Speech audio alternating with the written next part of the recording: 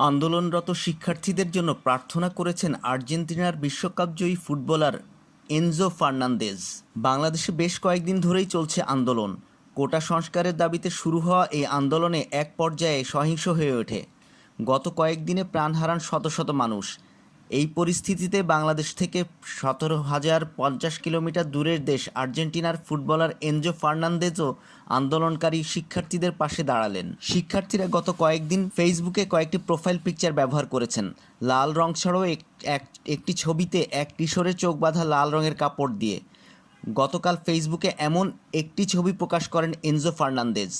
আর্জেন্টিনার বিশ্বকাপজয়ী এই ফুটবলার ক্যাপশনে লিখেছেন, আমার বাংলাদেশি ভক্তরা, আমি তোমাদের শুনতে পেরেছি এবং আমি তোমাদের জন্য প্রার্থনা করছি।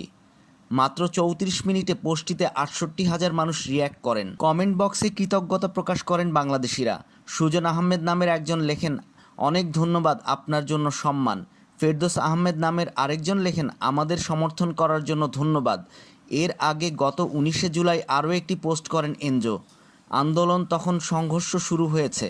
গত বিশ্বকাপের সেরা তরুণ খেলোয়াড় ফেসবুকে তখন লেখেন, বাংলাদেশে যে সকল মানুষ বিপদে আছেন তাদের জন্য সহমর্মিতা জানাই ও প্রার্থনা করছি। তখন প্রায় 2 লক্ষ মানুষ পোস্টটিতে রিয়্যাক্ট দেন। গত বিশ্বকাপে পুরো বিশ্বে ছড়িয়ে পড়েছে আর্জেন্টিনার প্রতি বাংলাদেশিদের আবেগ।